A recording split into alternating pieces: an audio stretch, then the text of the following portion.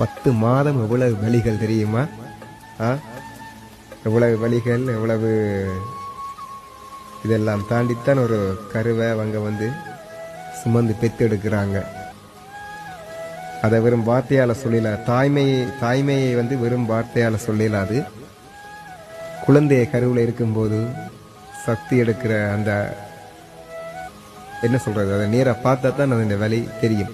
வெள்ளக்காரன் வந்து குழந்தை என்ன சொல்ற பிரசவத்தின் போது வெள்ளக்காரங்களை பக்கத்திலேயே வைத்திருப்பாங்களாம். ஏனென்றால் அவர்களும் பார்க்கணும் பெண்களின் அந்த வலி வேதனை, எவ்வளவு வலி வேதனையோடு அந்த குழந்தையை பெற்றெடுக்கிறாங்கன்னு சொல்லி அந்த வலி வேதனையை வந்து பார்க்கணும்னு சொல்லி வைப்பாங்க. ஆனால் நம்ம நாட்டில் அப்படி இல்லை.